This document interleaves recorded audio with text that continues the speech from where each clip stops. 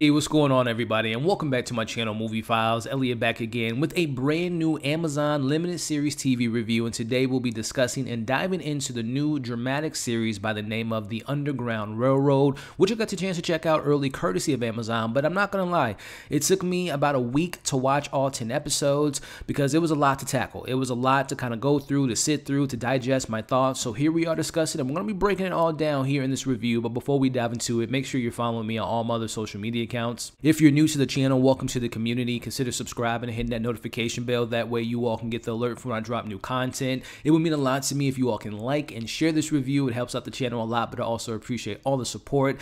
And look, I do these reviews especially when tackling a subject matter like slavery, racism, discrimination, injustice, to interact with you all. So let's discuss everything in the comments. First and foremost, what was your anticipation level for the show, especially knowing that Barry Jenkins was behind it? And then once you've sat down and watched all 10 episodes, what did you think? Let's talk about your pros, your cons, your thoughts on the performances, the story, the production, the subject matter at hand, and let's just have a discussion about it all in the comments below. So the way I want to tackle this review is the same way I handle a lot of my TV show reviews, especially for a show that drops all in one day.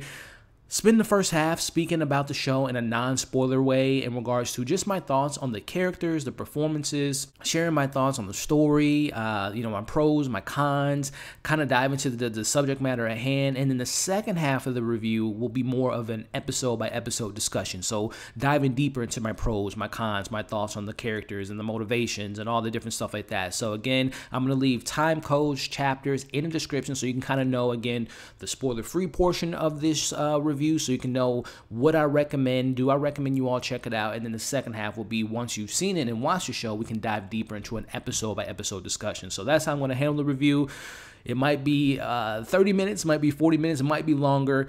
I love doing these reviews. I love talking to you all about shows like this. So sit back and relax and let's have a good time. So first and foremost, let me just break down what the show is all about, who's behind it, and let's get into it. From Academy Award-winning Barry Jenkins and based on the winning novel by Colson Whitehead, The Underground Railroad chronicles Cora Randall's desperate bid for freedom in the antebellum South. After escaping a Georgia plantation for the rumored Underground Railroad, Cora discovers no mere metaphor but an actual railroad filled with engineers and conductors and a secret network of tracks and tunnels beneath the southern soil.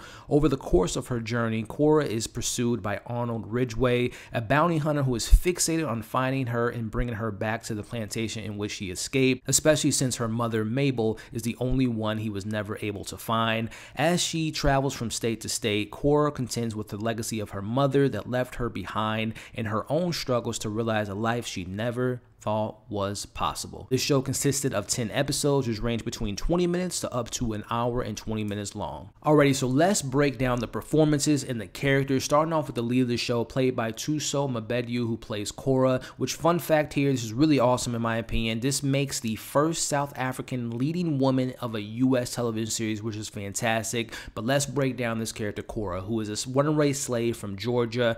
And seeing Cora's journey is a journey filled with pain, heartbreak, self-discovery, and a journey that left me in complete awe. Seeing the different and various characters that she goes across, some characters that want to help her, some characters that want to bring her back to her plantation, and then you have characters that she comes across on her journey that just want her dead just for the simple fact that she's black.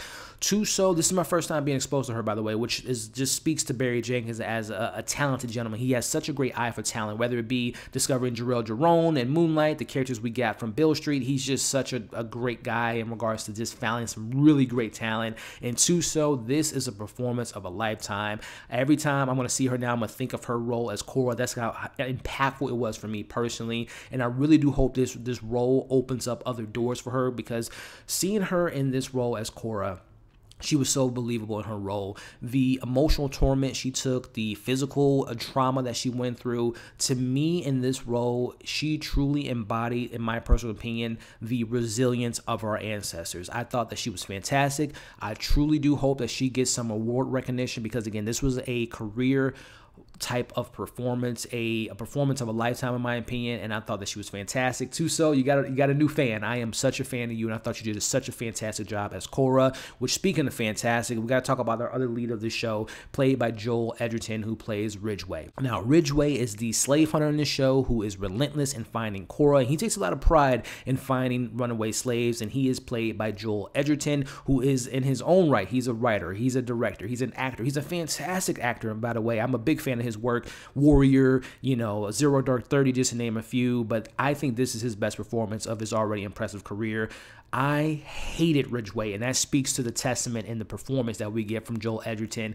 He was just ruthless. He was relentless. He had his own code that he went by. He took so much pride in collecting runaway slaves, and I hated that character so much. But even this show has a moment that we get with Ridgeway. He gets his own kind of individual side story, and in that side story, you get where he comes from, you get his origin stories, and there are times in the show where there's a smallest amount of humanity in this character, but for the most part, again, he hated black people. He just wanted to capture them and get the job done. Joel Edgerton, I hated you in this show, but you did such a great job in this role. And this character, Ridgeway, he wasn't by himself in collecting slaves. He has this little dude by the name of Homer, played by Chase W. Dillon. This is my first time seeing this young man, and just like I hated Ridgeway, I hated Homer just as much. This kid has to be no older than 10 or 11 years old, and he doesn't have a lot of speaking lines, but it's his presence. It's the bond that he has in this role. This little guy has this bond where it's like almost resembles a father and son relationship with Ridgeway, which is crazy because Ridgeway's white, he's black, he hates black people, but he has this little man going on these missions with him to capture black people. Listen, Homer was a character I hated once again. I really hated that character, but at the same time, this speaks to the performance of this young man. I felt bad for him because, again, he's black. He's capturing people of his own kind. He's molded to hate his own kind. This speaks to just some of the themes that run through the show, which is self-hate. I thought, again, I hated that character, but the little man, Chase Dillon, you did an incredible job in this role, man. You really killed it in this role, which speaks to just overall, man. There's some other supporting characters that I want to touch on. Aaron Pierce, who plays Caesar. Now, this is the character that essentially kind of helps push Korra to go on this journey to kind of escape from her plantation and go to South Carolina. And on this journey, they develop a friendship, a bondship, and a care for one another. And this character, Caesar, he's an intelligent black man who has dreams to use his smarts for the world. He has aspirations in this show, and he really does want to keep himself and Korra safe on their journey.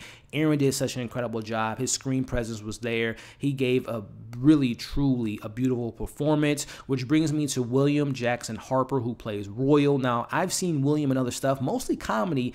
This was fantastic. This was a great role for him as Royal, someone that comes across Korra on her journey once again, and is someone that wants to protect her, and they develop a relationship. He had a small role, but it was impactful. He was an important character to Korra on her journey, and he is involved with one of the most emotional moments of this show, many emotional moments in the show, but that episode that he's involved in episode 9, and that scene, he did a great job. And that just speaks, like I said, it speaks to the entire cast, ladies and gentlemen. And before I get to the entire cast, I do want to point out Sheila Adam as Mabel, who is the mother of Korra, who Korra grows up to hate her mom because her mom, Mabel, left her. She escaped. She was never found by Ridgeway. So you go through the show and you see Korra does not have a like for her mom because she feels like she left her behind and George on the plantation.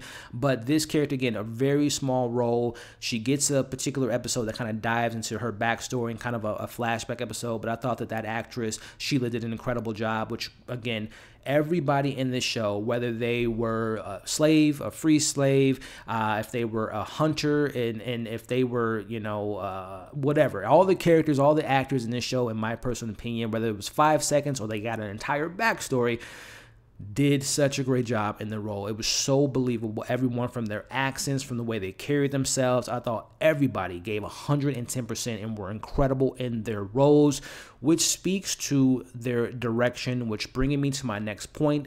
The writer of the show, co-writer of the show, creator of the show, director of each episode, producer of the show, I'm talking about the one and only Barry Jenkins. This is his masterpiece, ladies and gentlemen, in my opinion. I've always been a fan of his work. I think he has such a distinct style. I think he tells beautiful stories, different black stories, and I think he's such a revolutionary director. His sensibility kind of reminds me of a young Spike Lee because it's so defined. It's so he has so much flair in the way he brings his characters to life, and there's so much richness in his characters.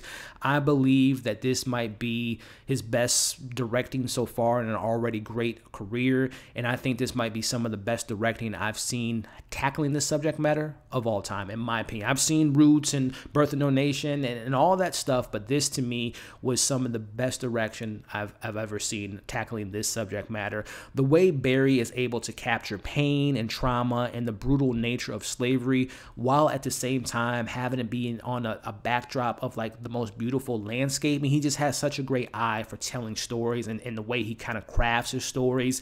He does an incredible job of not leaving out the hope in the story, the strength, the toughness, the resilience of black people, and that to me is why this is such a masterpiece of a series. Now, when it comes to art being displayed, and obviously art can be shown in many different ways, but I believe for me personally, when it comes to this subject matter, slavery, racism, discrimination, injustices, this to me is a perfect example of how I think it should be displayed. Now, I understand there are people out there that, number one, feel uncomfortable watching a show like this just due to the subject matter. It makes them have pain or trauma that they've went through in their past. And then, of course, there's people out there that probably don't want to watch it because of the subject matter, because they probably still want slavery to still be a thing going around. And going back to that first portion there, the thing I like about what this show tackles is the conversation that it sparks. And I know there's a conversation out there in regards to black stories, regarding that there are other stories to tell other than slavery and trauma and pain. And I get that. I get both sentiments, because to me, when it comes to how this show was handled, I want shows and movies of this subject matter of slavery to be handled in this fashion. I say that because this show to me is going to spark a lot of great conversation for all different types of story that the show kind of highlights, and we'll talk about the different themes that the show has. But to me, when you don't tackle subject matters like that, the alternative is to not tackle it at all, which I don't want that. I want to see these stories, but I want it to be handled in the light that this show handles the subject matter. Again, this is my personal opinion. I thought that the way the approach of the show was handled beautifully. It not only showed the true nature and the brutality of racism and slavery, but it showed the other side of, again, resilience and keep pushing. We're going to talk about that a little bit later, which kind of brings me to my next point, which is the actual story at hand. Now, this show doesn't hold back the punches, ladies and gentlemen, when it comes to showing the horrific acts of violence against black people during slavery. Episode 1, there's a scene in episode 1 that had me in tears, which we'll talk about in the spoiler portion a little bit later.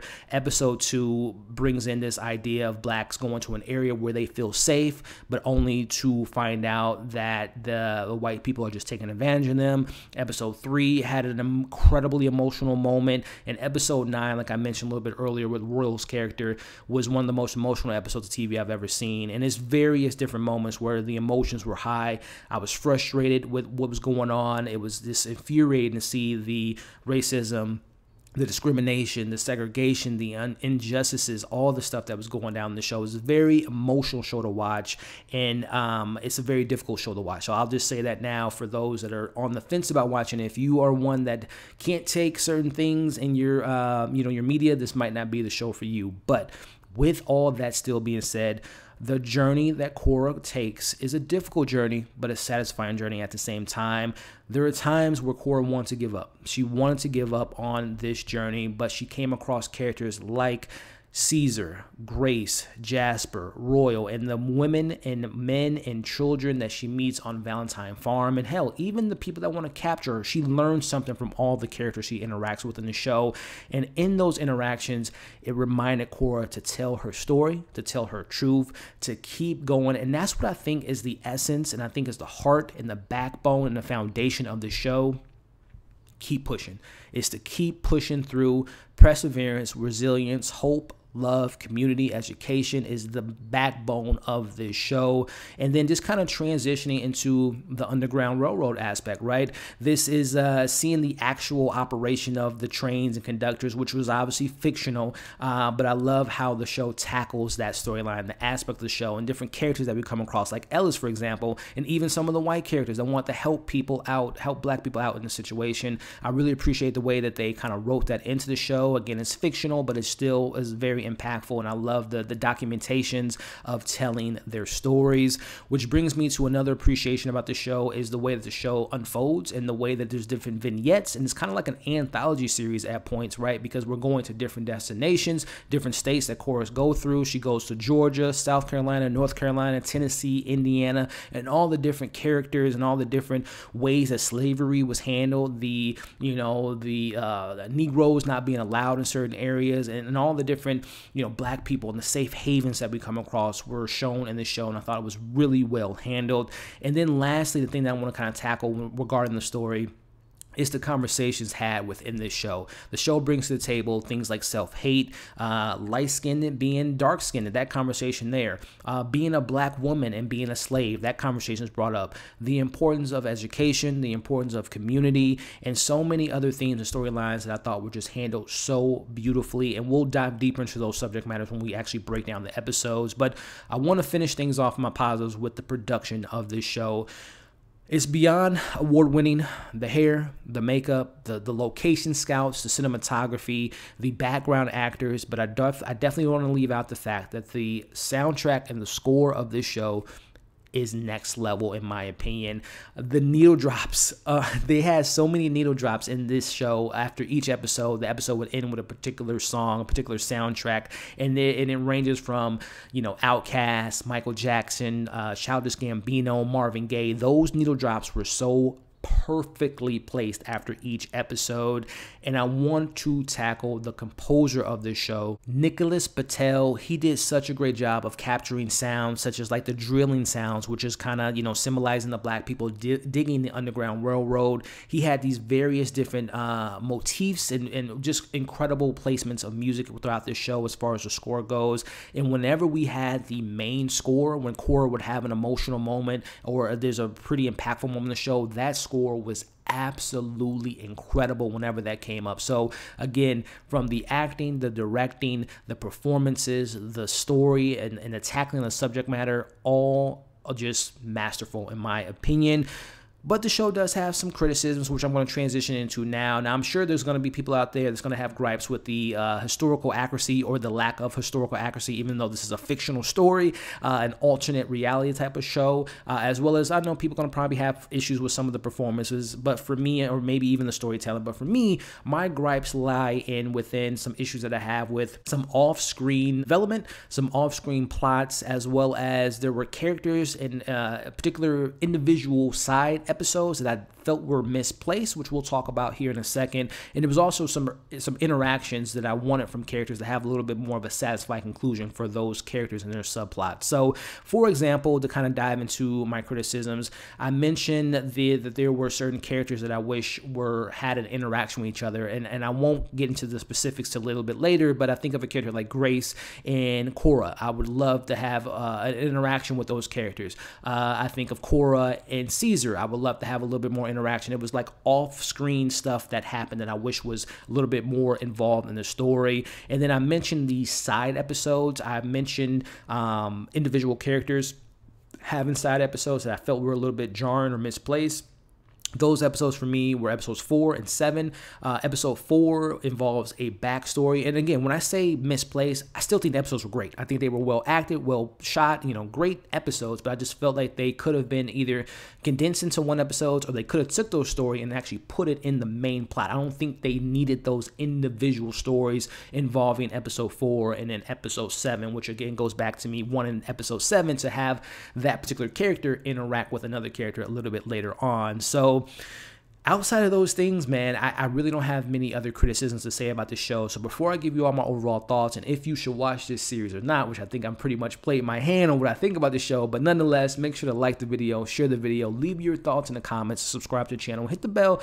That way you don't miss any of my other content. Overall, ladies and gentlemen, I can't recommend this series enough. For those who want to see a story of displaying perseverance, what it looks like against all odds of what black people faced during that time, and hell, still face it during this day. Of course, there's no laws with slavery that it was back then, but there still are forms of racism, discrimination, segregation, injustices that go on. So there's still a lot of comparison to this show and what's going on in today's time. But at the end of the day, this show to me does such a great job of showing what love looks like, what community looks like, and amongst us all, if we can all come together with unity and change.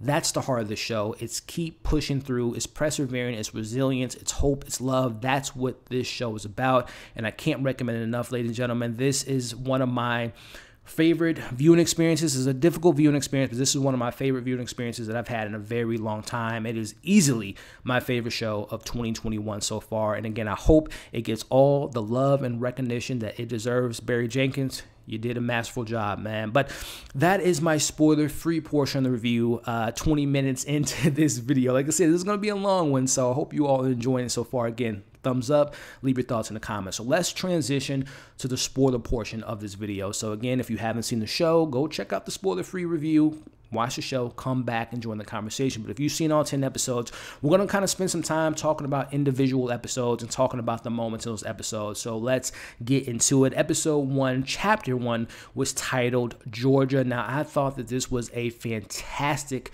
pilot limited series episode. This kind of, again, the way Barry Jenkins shot the episode, the pacing of the episode, the acting, the introduction of Cora and Caesar and wanting to get out of Georgia. We meet Randall, the owner of the plantation, how he leaves the mark on Cora, how he treats his slaves, how there's a different mindset. We learn that the one slave owner, he dies, and once he died, I'm like, oh boy, his brother is even worse than he is, and we see his treatment towards his slaves, and I thought it was just, as a whole, the episode was just fantastically done. I mentioned it earlier, the cinematography was gorgeous. And just, again, meeting these characters on their journey. When we see Cora and Caesar make their way out of Georgia and they go to the Underground Railroad to go to South Carolina, it was so riveting. It was so compelling. I was hooked to this show after this first episode, and I can't leave out one of the most horrific things that the show had to offer regarding the brutality of slavery. When we see that black man being hung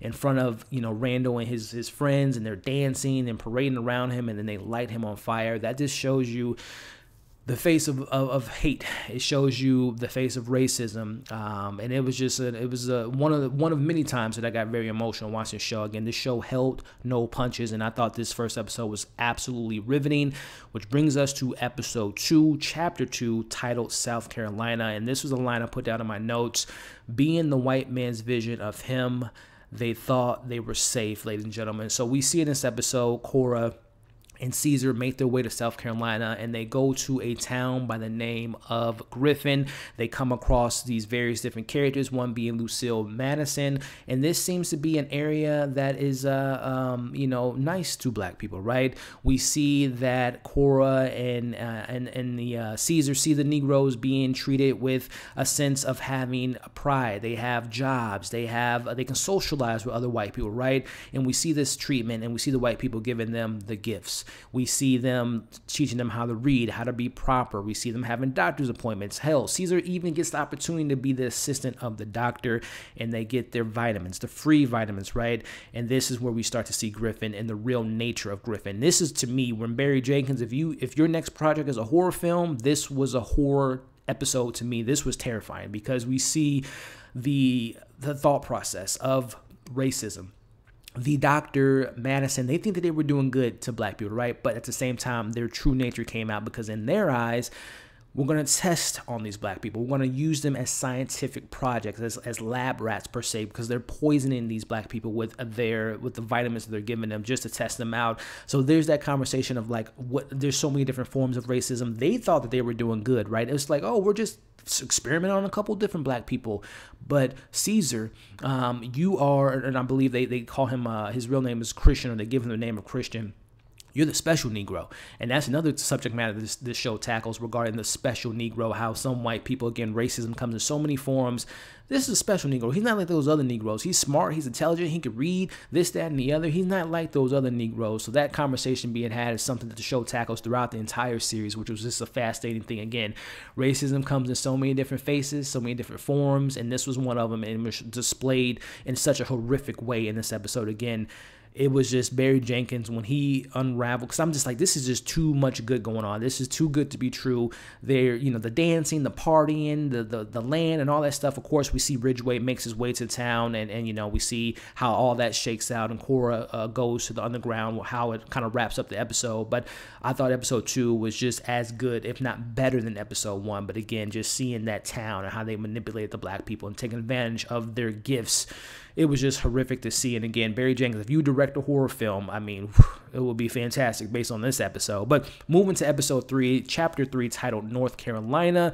This is the episode, again, where we see Cora makes her way to South Carolina. She comes across his family, Martin and his wife, who his wife hated the fact that Cora was let into their house. And we also know that there's someone upstairs. But this is where we see, this show wasn't all, you know, isn't anti-white people, right? We see Martin being someone that cares. We even see another, you know, there's various characters throughout the show, white characters that want to help out as much as they can, but we see the ramifications of what Martin's actions were. As we kind of go through the episode, we see some very horrific things. One being the Freedom Trail, which shows men, women, and children of color, black people being hung because in this town, it's outlawed to be black. They outlawed Negroes, so they killed all the black people, and we see what they did. They killed all the black people, but then they allowed the Irish people, which again was minorities to the white people, to be their slaves, essentially, to be their housemaids. And we see all that stuff being played through. And this is where we see Cora come across, again, Martin. She's given the access to the attic.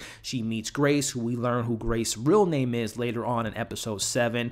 But this episode was another great episode. Again, each episode got better than the next. The first 3 episodes to me is some of the best written television I've seen in a very long time. But again, we're just seeing the methods of the town. We see Martin trying to change the methods with his, you know, the leader of the town. We see him inevitably create the explosion, destroying the railroad, Underground Railroad. We see that Cora is sick in this episode because she hasn't been given sunlight and proper nourishment. We see Martin inevitably get sick, and his wife was just despicable. Again, all the actors were so great because I hated all these, you know, white people that were oppressing the black people in this show. But nonetheless, we see Ridgeway making his way to town. Little Homer sees Cora as, you know, the mother or the wife was leading Cora upstairs, and this is where everything kind of hits the fan. The Irish woman says, "Oh, I knew you were doing something bad." They burn the house down, and this is where I got super emotional, as I have been all 3 episodes so far, thinking the fact that, and we know what happened to Grace, but she was left in that attic, burned alive. That to me just broke my heart. And what an incredible episode. So heartbreaking. It shows you, again, Mr. Martin trying to do good, but what that did to him. And then him, you know, inevitably, you know, exploding the railroad. It was a powerful, powerful episode of television, which brings us into episode 4, chapter 4, titled The Great Spirit. I gotta say, this is my least favorite episode. Again, I can applaud the performances, the message of the story. I get what the show was getting at in this particular episode, the Great Spirit, how his dad was, you know, he saw good in everyone. That's why he was so nice to Mac and other black people in town. But I just felt like the placement, especially coming after episode 3, just felt a little bit jarring to me. And I felt like that story of Ridgeway, I didn't need that backstory. I personally get the backstory. You see where he comes from. You see what made him become a slave. You know, hunter, but I just feel like they could have either thrown that into another episode as like a subplot. I don't think it needed its entire episode, but nonetheless, the episode goes, it's 40 minutes. It was one of the shortest ones. That one and episode 7 were the 2 shortest episodes of the season. But essentially, like I said, it's Ridgeway's origins. We see him, his real name is Arnold, and he has a darkness. He has a mean side to him that his dad wished he could have taught his son differently, because we see his actions, how he later becomes. But it's the spirit. It's, again, his dad thinks that every human being on earth earth has this great spirit in them that makes doesn't matter the color of your skin, you're a good person inside of you if you have the great spirit. But of course, that kind of contradicts his son's beliefs because he sees color. He sees black, he sees white, he sees white as superiors, as a supremacy, and he sees black beneath them. So he just hated the fact that his dad had this kind of thought process. He hated the fact that his dad was a fan of Mac. And we meet young Mac, and we see that scene where we see, Ridgway tell him, or Arnold tell him about the great spirit, that go down the well and follow the light to the well. He ultimately breaks his leg, but he knew what he was doing in that moment, and we'll get to that scene when they have their moment later in the season. But again, just kind of overall of this episode, again, I applaud it because it was great acting. We see him, Ridgway, becoming a slave owner. He wants to buy clothes, he wants to have his own money. He comes across slave hunters. He finds a slave, and that's now his path, his now profession. He gets that spark, he gets that kind of pride in catching runaway slaves. So I get the purpose of the episode. I just don't think it was entirely necessary to have an entire episode focus on his origin story, which brings us to episode 5, called Tennessee Exodus. And this is where we see that darker nature, that darker side of Ridgway as Arnold. They make their way to Tennessee, and this was a tough journey for everyone included. We see Hunter, or we should say, we see Homer getting more responsibilities, and we see in this father and son relationship between him and Ridgway. We see Cora trying to make her escape a couple times in this episode, but it's in this episode again. We see the Tennessee, the town's on fire. There's a lot of chaos in this episode. We see Cora trying to spark a conversation with Jasper, which that particular actor, I don't have his name in front of me now, but he was incredible in this episode.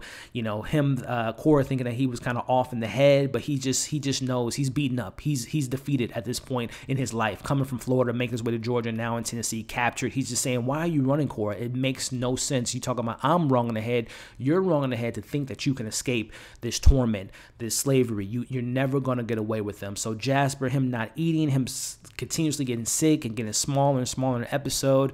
We see what happens to him, and the whole symbolism of the song he was singing by the riverside, his body ultimately being laid by the riverside.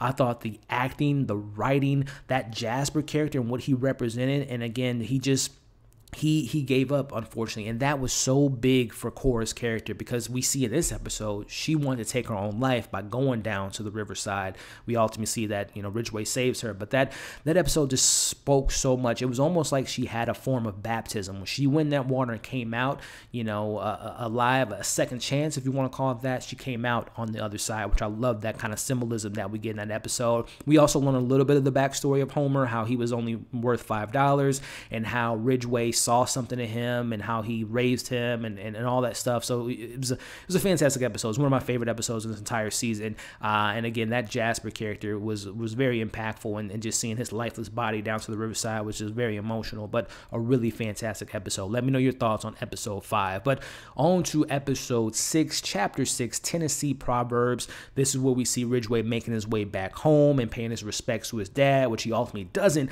pay his respects to his dad. But we see Ridgway, he's off. He's shooken up. He's off his pathway because he's back home. And this is where he keeps saying the whole thing. He killed that one guy in episode 5 because he talked about the Great Spirit. So we know this burden that he holds on his chest, that he feels belittled by his dad because he never felt like his dad loved him, as he says in this episode, but he didn't have the respect for him like he did for someone like Mac. And we see that hate that he carried on, and ultimately what led him to being a slave owner is the love that his father had for a black person like Mac, which brings us into seeing the older version of Mac still has that limp there.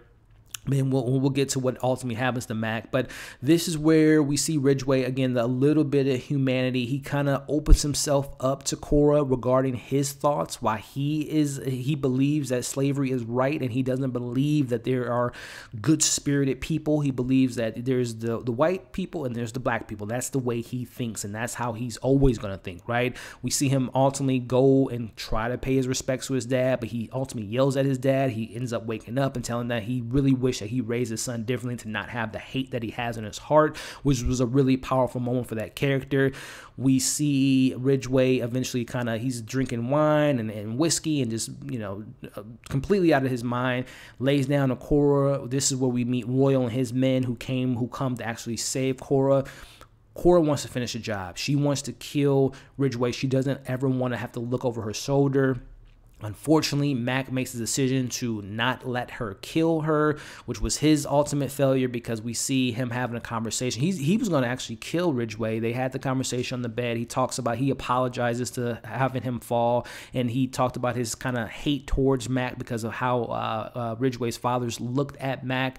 But it was in this scene where he says, "Can I just get one glass of whiskey before you ultimately kill me?" He goes downstairs. I'm like, I just knew Homer was going to kill him, which he ultimately does. And then Ridgway, he now has his second chance in life. But instead of for maybe doing something differently or letting Cora go away, nope, he wants to find Cora due to the fact that her mother, Mabel, got away. So he's still on this mission. He has now, like I said, his own second chance of sorts to find Cora. Episode 6 was really great. Let me know your thoughts on that. Episode 7, which was, again, I mentioned in my non-spoiler review, I felt was unnecessary. This is Fanny Briggs, which we find is the name of Grace's character.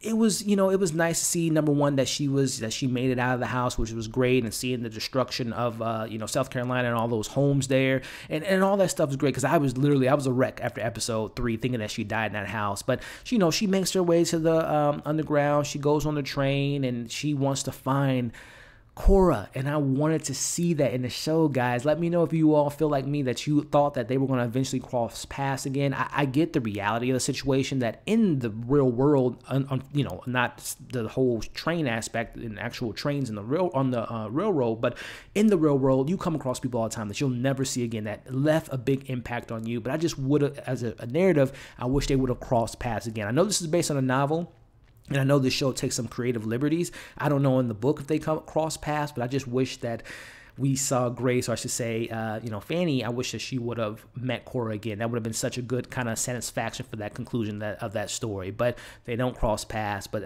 again, I don't feel like that episode was necessarily something that I needed in the show personally. But let me know your thoughts on that. On to episode 8, chapter 8, titled Indiana Almond. This is a show where we see Royal brings Cora to Valentine Farm. This is a thriving black community that has their wine yard, and they have their own type of system in place. But we see that Cora, she, after all the torment and the trauma and the pain she's went through, she still doesn't feel at home. She doesn't feel safe quite yet. There's even a moment where she sees white men coming to get wine, but she thinks that they're after her because, of course, we know her whole narrative is she's a runaway slave that's convicted for murder. And we know how that whole situation played out. Again, they kind of play that narrative, which speaks to today's society. Self-defense, but she's considered a murderer. She killed a white man, so we have to bring her in. So it kind of speaks to today's society, how I don't want to say media, because there was no media back then, but she was a wanted woman because of her actions to protect her own life. But as I digress, we see in this episode, this is where Cora and we see, Royal kind of developing an interest in one another, and ultimately a love in one another and a care for one another.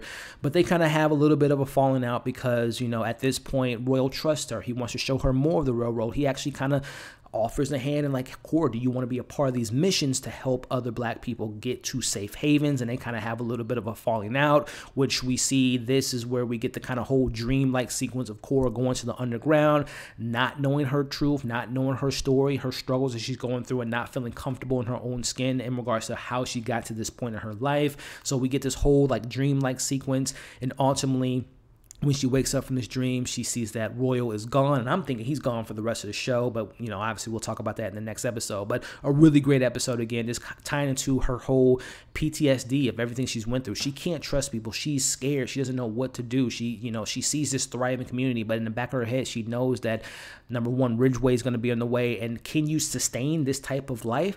There's a conversation that she has, which is such a fascinating conversation and a really in-depth, really thought-provoking conversation that takes place in today's society.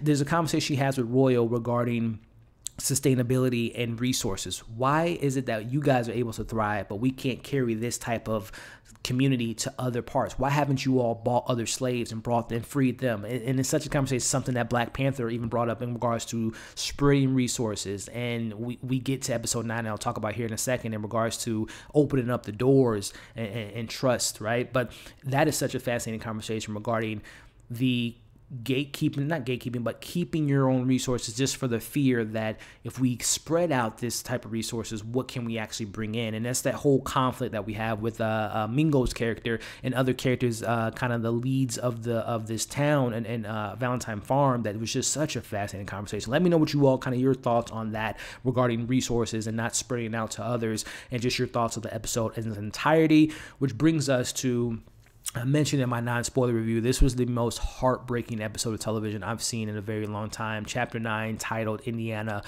Winter. This is where they have the whole debate, a very civilized debate about Cora being a fugitive, and if we should, bring into our safe haven these fugitives that can bring in, obviously, slave hunters. And then if they see what's going on, we're prospering, we're thriving, they're going to want to shut that down, which ultimately ends up happening. We see the judge, who is, again, I mentioned there's various different white people in the show that try to lend a helping hand, but it's only to their own advantage. It's in this episode that we see them having this civilized conversation about letting Cora stay in or not. We see, again, the continuation of Cora and Royal. They both apologize to each other. They're falling in love with each other. She actually opens herself up to Royal. They ultimately, embrace each other and a sex scene there. And we have this whole farm being on the shoulders of Mingo, and how he freed himself and freed his family, and how he's viewed as a dark-skinned black man, and how that's viewed differently than a light-skinned black man. And intelligent, the black men, regardless, and they both are intelligent, those two counterparts in the town. But it's the conversation that the judges, I can't think of the character's name, I don't even know if they mentioned him, but when we ultimately see them having a debate, which was such a civilized, such a well thought out, such a well written, I feel like I was in church in that scene, right? When they're in the church debating if they should let people in, and, the whole Mingo, his side of the position, and then the other gentleman, his position, and the whole thought of community and sharing and opening the doors up and communication and love and education, all that stuff is fascinating. We ultimately see Ridgway. He makes his way finding Cora and Homer, but then we see that the judge's friend has a plan, and they ultimately exterminate all the black people in town. They shoot up everyone in the church, the two leading community guys, the main guys in the community, the family, the men, women, and children, all in that church. Cora's in the church. Ah, man, I was crying in that episode, guys. I have no problems admitting that. That was in a very emotional moment for me, because it just kind of speaks to just the civilized way that they were having a conversation, really great conversation. But the white man is kind of, he doesn't care if they're civilized or not. They're black. They need to be off this earth. If they're not our properties, there's no purpose for them. And we see them just shooting up that church, and just seeing all the people, all the main characters we come to kind of love within the short time that we spent with them, and then seeing them ultimately fight back. We see Royal ultimately get shot in front of Cora, which obviously leaves her with more trauma. Hearing that, a couple episodes ago, which I mentioned in my criticisms, Caesar's death, off-screen death. I'm not a fan of off-screen death, but as I digress, we see that she actually sees Royal die right in front of him. The wives of those two men, they see their husbands die. Again, the fight back is there, but ultimately at the end of the day, as one of the guys said, the judge asks him, "Why did you do this?" And he says to him, he even said it himself. Mingo said to himself, and when they had that meeting early in the episode, there's more of them like him. We can't have that. We can't have them coming together. We can't have them bringing their, all the knowledge they have, the community they have, the love they have. They're going to oversee us. They're going to take us in that sense. And that's just something that speaks to a greater conversation in today's society. Segregation, keeping minorities down, keeping people separated, to not come together, to band together, to overcome racism, to overcome discrimination and segregation and stuff like that. It's a conversation that this show just handles so well. There's one of many different incredible conversations, and when he said that, it's just like that's so true. When you have a black community, black men, women, minorities of all different, walks of life, when they come together, they're so strong together. So we got to break them up. Again, that episode was fantastic. It was, like I said, it was the most heartbreaking episode of TV I've seen in a very long time, which brings us to the finale, which was chapter 10. We actually finally meet Mabel, the mother of Cora, and we see her backstory, being a midwife and her taking care of one of the women in the plantation of Georgia, and her whole issue with her husband can't having still kids, and that trauma and that pain and all that sadness going on there. We ultimately see that the woman she's taking care of life is taken away, and as well as the baby she was taking care of and feeding, and that ultimately just sparked Mabel. She just walked. She didn't even know what she wasn't even necessarily trying to. I think she was trying to escape, but she was at the same time she was in shock, and she realized when she made it so far away from the plantation that she didn't have her daughter there. So she actually wanted to go back and get Cora. She ultimately gets bit by a snake, and this whole time Cora thinks that her mom ran away. She's safe somewhere doing her own thing, but ultimately she's dead in the middle of that swamp. So that was just really tragic. And we kind of catch up to Cora. Her and the young girl come across a black man, another safe haven. And again, it's as the sunset comes in, again, the beauty of the show, the score comes in, you know, it fades out to her, you know, having that journey. Everything that she went through, the pain, the trauma, the torment, the hate, the death, the being misguided, being mistreated, I mean, on and on and on, the racism that she saw, the injustices, the hanging of the black people, men, women, children dying in front of her. And like I said, this is the heart of the story. It's perseverance, it's resilience, it's looking in the face of hate and overcoming it. And that's why I love this show. That's why I think it's a masterful show. That's why I think it is one of the best journeys I've ever seen, performance-wise, direction-wise. It's a masterful show, in my opinion. I thought that was such a satisfying conclusion. Yeah, like I said, I have my gripes. I wish some characters would have interacted more. I wish we would have gotten some off-screen development. I felt like sometimes there were some developments with Cora's character that felt a little bit rushed just for the convenience of the plot. But those are little things. This is a great show, guys. So that's kind of my breakdown of each episode, kind of talking about it. Again, let's continue the conversation in the comments about episodes 1 through 10. For me, as far as like favorite episodes, I gotta say the first 3 were incredible. You know, episode 6 was incredible. Episode 8, the finale. I mean, I love all these episodes. Besides, like I said, episode 4 and 7 are my least favorite. But I could still appreciate the episode. I just wasn't a fan of the placement of those episodes, and I don't think they were absolutely necessary, in my opinion. But it's just my opinion. So let's continue the conversation. Again, this is a very sensitive subject matter. So for those out there that want to be mean and hateful, you can spew all that hate towards me, but be polite to the people in the comments, my subscribers and the people that want to leave their opinions. So let's be mindful of each other in the comments, but let's have a conversation about this show, because I think it's a show worth talking about. Make sure to like the video, share the video, subscribe to the channel if you haven't already. Again, we're 40 something minutes into this, and I appreciate you all that stick around to the end. I hope the chapters were helpful. I hope the time codes were helpful, but this is a show that I'll never forget. I don't think I'll be watching it every day per se, but this is something I'm going to be watching for many years to come, showing, friends, family. If I'm fortunate enough to have kids of my own, this is that type of show that I think is a generational, once in a generation type of show that handles a subject matter like this with so much grace, so much pride. And like I said, the story of keep going and perseverance and resilience of our ancestors and continuing on that community and that love is something that will always sit with me with this show. So Barry Jenkins and everyone involved in this show, The Underground Railroad, you did a fantastic job. So thank you all for watching this review. Hope you're staying safe, and we'll see you in the next video.